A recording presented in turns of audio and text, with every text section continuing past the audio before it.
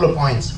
When it comes to smart buildings or energy efficient buildings or green buildings, these are terms that even though we use a lot, I have to admit that personally I do not like much. For the following reason.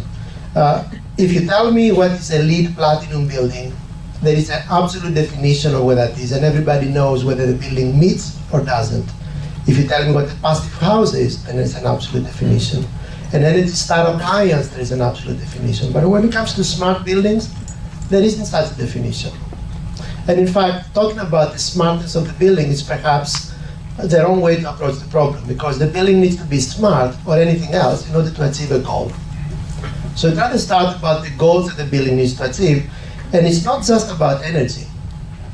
In fact, I was watching a presentation by Elon Musk, which is the CEO of Tesla, and he was saying that even if carbon dioxide was good for the environment, I will still be building electric cars, because there are very good reasons to do it.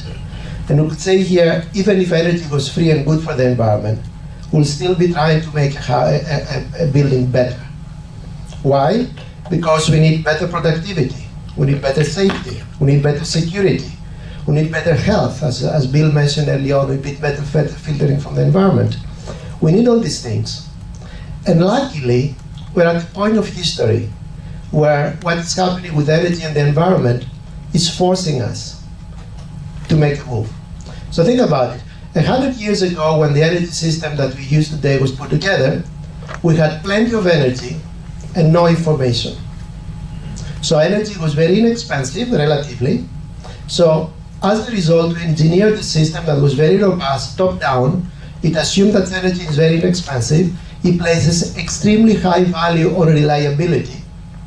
The grid in the United States is about 4/9 of reliability.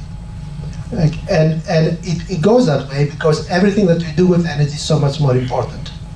Well, today, the availability of energy and the availability of information, they have changed. Energy is more expensive because of environmental reasons. And information became abundant.